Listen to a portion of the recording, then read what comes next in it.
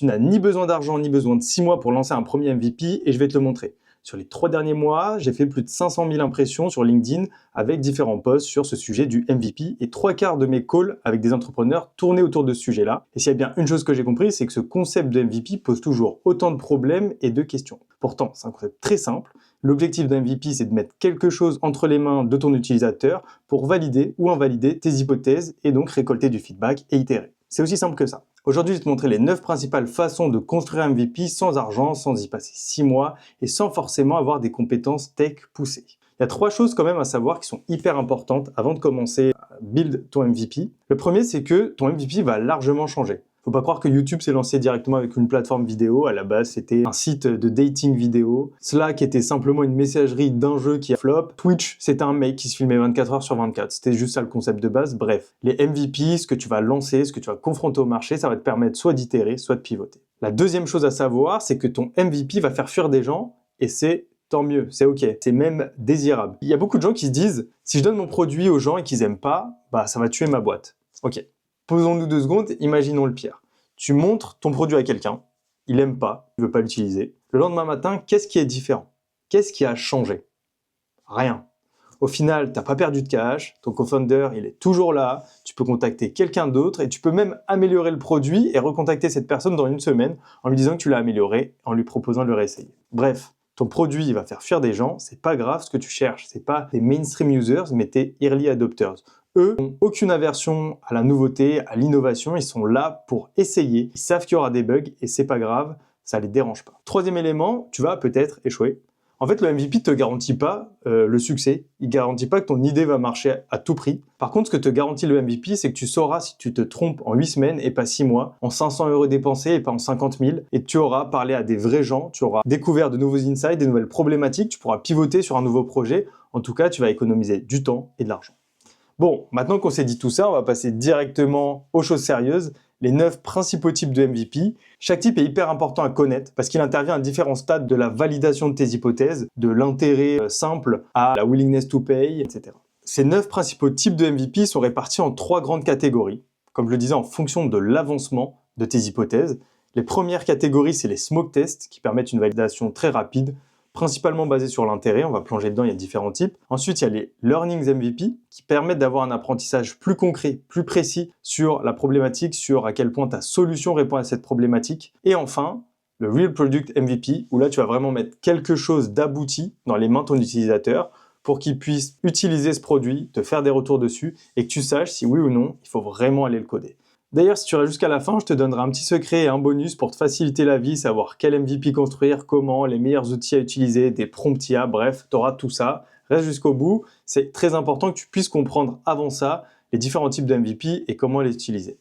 Première catégorie, du coup, les smoke tests. Donc l'objectif d'aller valider l'intérêt avant de build quoi que ce soit.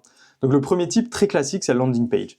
Donc là, rien de révolutionnaire, mais beaucoup oublient qu'ils peuvent utiliser une landing page pour valider un premier élément, une première hypothèse dans la construction de leur startup. Alors comment ça marche? Très simple, tu crées ta landing page. Aujourd'hui, il y a énormément d'outils, Lovable, Base44, Claude qui est hyper performant. Bref, il y en a beaucoup, je les ai même pas tous cités, mais à la fin, je te donnerai une petite ressource pour ça.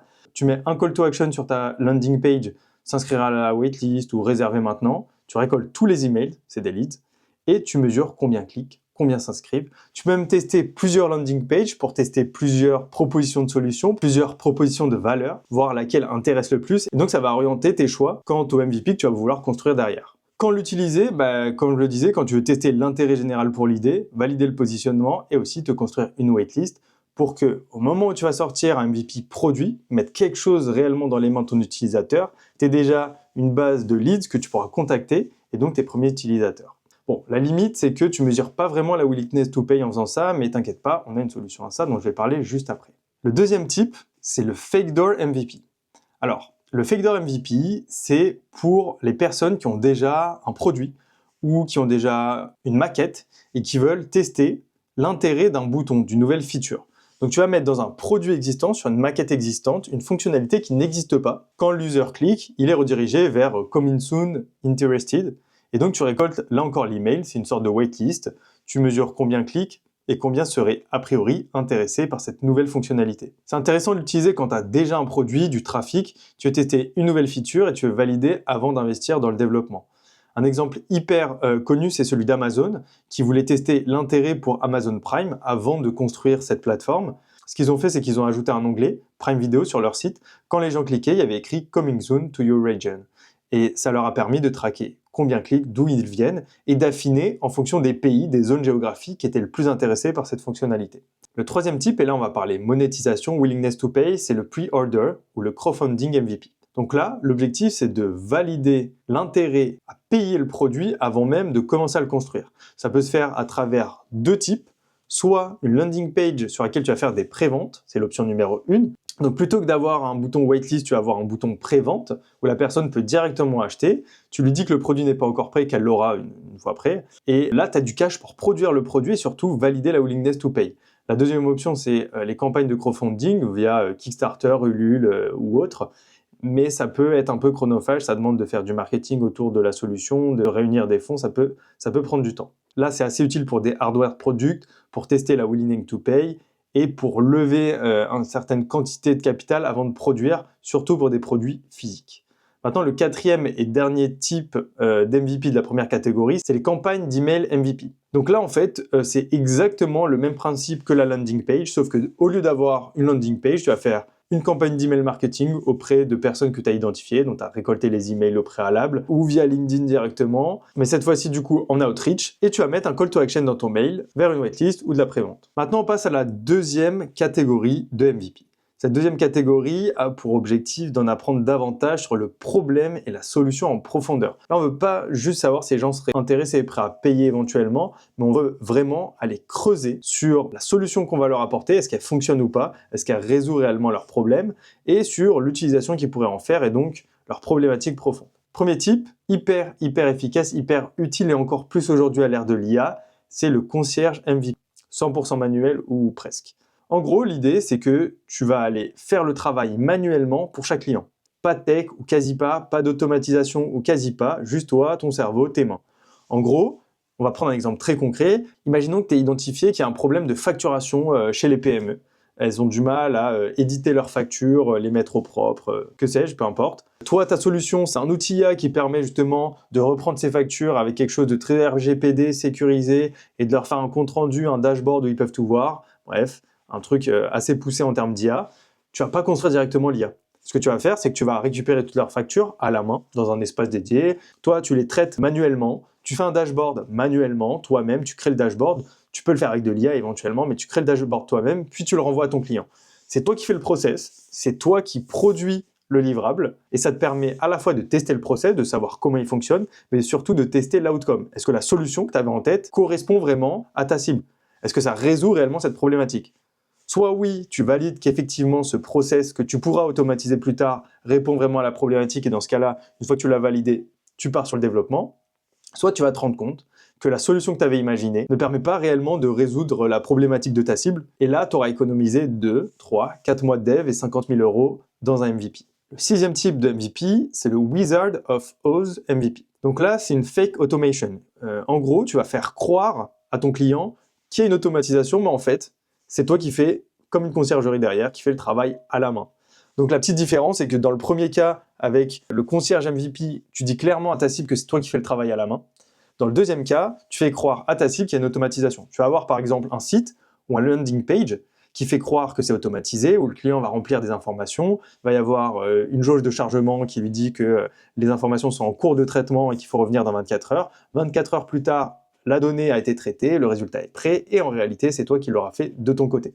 Alors pourquoi ça peut être intéressant d'avoir une sorte d'interface rideau qui fait croire à l'automatisation? Parce qu'en fait, il y a des cas spécifiques où tes clients vont s'attendre à l'automatisation, ils ne vont pas vouloir que ça soit fait par toi-même. Et dans ce cas-là, tu vas tester la désirabilité de l'automatisation, mais aussi la solution, du coup, l'output, l'outcome, est-ce qu'il résout réellement le problème de ta solution? Attention, ça ne correspond pas à tous les cas, il y a des cas où tes clients vont attendre une réponse instantanée. Dans ce cas-là, tu ne peux pas fake l'automatisation et dire que ça prend 24 heures s'ils attendent une réponse en 5 minutes, évidemment. On passe déjà au 7e type de MVP, et je pense qu'à l'ère de l'IA, à l'ère du no-code, à l'ère de toutes les technologies qui sont en train d'être développées, c'est un des plus puissants aujourd'hui pour tester hyper rapidement n'importe quelle solution à partir du moment où tu n'es pas tech, tu n'es pas dev, et que tu ne veux pas mettre de l'argent ni perdre du temps dans le développement d'un produit. C'est le meilleur outil, la meilleure solution, on appelle ça le piecemeal MVP. L'idée, c'est de combiner des outils existants. J'ai eu un entrepreneur très récemment qui voulait faire justement un outil de pilotage, notamment axé sur la facturation pour les transporteurs, petits transporteurs. Donc voilà, idée sympa sur le papier, il n'est pas du tout dev, pas du tout tech, et donc premier frein qui se dit, c'est ok, j'ai pas de CTO, je suis pas dev, j'ai pas d'argent pour financer, je peux pas construire cet outil. C'est de l'IA, il y a du machine learning, j'ai pas ces compétences, je vais être vite bloqué au moment de faire un MVP, je vais devoir lever des fonds. Alors il veut lever des fonds, il a aucune traction, il n'y a rien à montrer à des investisseurs et surtout, il n'est pas sûr lui-même que sa solution va résoudre un réel problème. Dans ce cas-là, la meilleure chose à faire, c'est le piecemeal MVP. Il y a forcément, ou quasiment forcément, aujourd'hui, un outil ou une combinaison de plusieurs outils qui vont permettre de construire ta solution. Tu peux connecter Zapier, Make, des LLM ensemble, ChatGPT, Claude, avec des outils IA qui existent déjà, d'analyse de texte, d'analyse d'images. Bref, connecter tout un ensemble d'outils via API, via automatisation, via N8N, qui vont te permettre de simuler la solution que tu as en tête. Et c'est parfait. Tu vas tester ces automatisations, ce piecemeal, et ça va te permettre de savoir si oui ou non ta solution est viable déjà, et si elle répond réellement à la problématique. Tu vas pouvoir mettre dans les mains de ton client un produit qui simule quasi exactement le produit final que tu vas faire, à quelques exceptions près, en tout cas qui simule la fonctionnalité principale que tu vas proposer, et savoir si oui ou non tu vas devoir partir, tu vas pouvoir partir sur le développement. Mais aussi, ce qui est fou, c'est que derrière, tu pourras potentiellement monétiser, tu pourras avoir de l'attraction, et tu pourras, si besoin de lever plus tard, lever avec des conditions plus favorables. Et déjà même réussir à lever, parce que dans le premier cas, si tu essayes de lever juste sur index, très compliqué. On passe à l'avant-dernier type de MVP, le prototype MVP. Donc là, on va sortir une solution qui est cliquable mais non fonctionnelle. L'idée, c'est principalement d'aller tester le flow, l'UX de ton produit. C'est un prototype qui est cliquable, qui permet de voir un petit peu comment l'outil fonctionnerait une fois créé, mais qui est juste un flow visuel. C'est une maquette, grosso modo. Il n'y a pas de back-end, on ne peut pas avoir l'outcome. L'automatisation n'existe pas, mais je peux voir, naviguer dans l'outil, dans l'application et voir comment ça fonctionnerait. Donc c'est très simple, tu vas faire soit un Figma, soit sur un prototype tool, pareil, ressources à la fin de cette vidéo. Tu vas designer tous les screens, mettre des liens entre les différents screens, et ton utilisateur va pouvoir tester le flow de l'application. Tu observes Weblog, tu observes comment il l'utilise, et ça te permet de tester ton UX, ton UI, comme tu l'imaginerais le jour venu. Et ça te fait gagner un temps fou aussi sur le développement, mais aussi sur l'utilisation de la solution. Peut-être que tu vas te rendre compte, en leur mettant une fausse application dans les mains, que tes utilisateurs vont plus naturellement vers une fonctionnalité que tu n'avais pas identifiée. Et donc peut-être que le problème n'est pas là où tu le pensais, mais à un endroit différent. On passe à la dernière catégorie, c'est le Real Product MVP. Là, c'est vraiment l'étape quasi finale. Alors, si tous les outils no-code te permettent de passer directement à cette étape, tu peux quasiment sauter toutes les autres. Pourquoi je te dis que tu peux aller directement à cette étape si elle est viable dès le départ? C'est parce qu'en fait, ce qu'on veut, c'est aller le plus vite possible. Imaginons que tu te fixes 2 jours ou une semaine pour sortir MVP. Si en une semaine, via no-code, c'est pas faisable, évidemment que là, tu vas aller par exemple sur une concierge, sur Wizard of Oz, peu importe. Par contre, si tu te fixes une semaine et qu'en une semaine, via les outils no-code, tu peux le faire, fonce. Va directement sur quelque chose d'un peu plus abouti qui te permet de tester réellement tes hypothèses. L'enjeu avec le Real Product MVP, c'est d'aller tester l'usage réel, à quel point ça permet de résoudre la problématique, à quel point ça génère de l'attraction, mais aussi la rétention. Donc, c'est un élément hyper important. Une fois qu'on a utilisé ton produit, est-ce qu'on va revenir?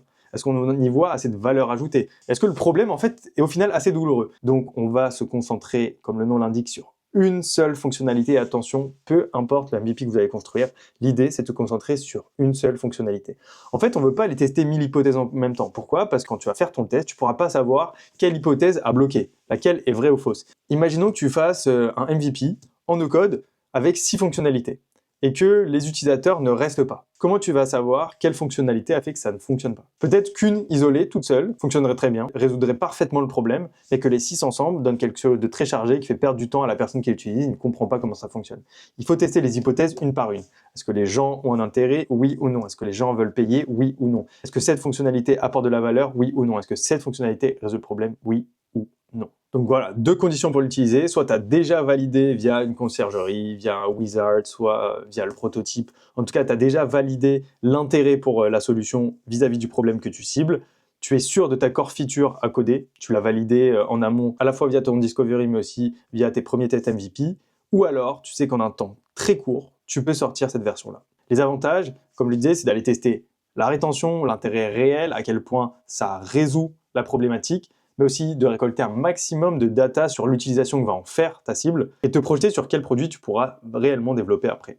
Ce qu'il faut retenir de tout ça, c'est qu'il y a toujours une façon d'aller tester hyper rapidement, à moindre coût, ta solution sur le marché, de la mettre dans les mains de tes utilisateurs avant de construire, avant de build, de passer des mois dans ta chambre, de passer des mois à coder, de dépenser des dizaines de milliers d'euros dans des agences ou dans des développeurs, ou d'aller perdre des mois à lever des fonds. Toujours un moyen, il faut être inventif, il faut être pirate, il faut se creuser un peu les méninges. Si tu veux, en plus de ça, je te l'avais dit, je te l'ai promis, tu retrouveras en lien en description des ressources qui pourront t'aider à choisir quel type de MVP convient le mieux à ton avancement. Si tu es founder, tu es en train de lancer ta startup, que tu es bloqué entre l'idée et le MVP, sur le discovery, sur quel MVP il faut mettre en place, que tu sens que tu commences à perdre du temps, à tourner en rond, que tu as peur de perdre de l'argent aussi, tu ne sais pas comment faire, tu trouveras dans la description en premier lien un call diagnostic offert avec moi. On voit où t'en es, idéation, discovery, traction, MVP, peu importe. Et je te donne mes recommandations concrètes pour te débloquer, pour avoir une vue très claire sur les prochaines étapes et ce que tu dois faire. Voilà, si tu as des questions, n'hésite pas, tu peux me les mettre en commentaire, me contacter directement sur LinkedIn. N'hésite pas à prendre un call avec moi pour qu'on puisse discuter de ton projet. Et si tu as aimé cette vidéo, je te laisse mettre un like, je te dis à bientôt. Ciao!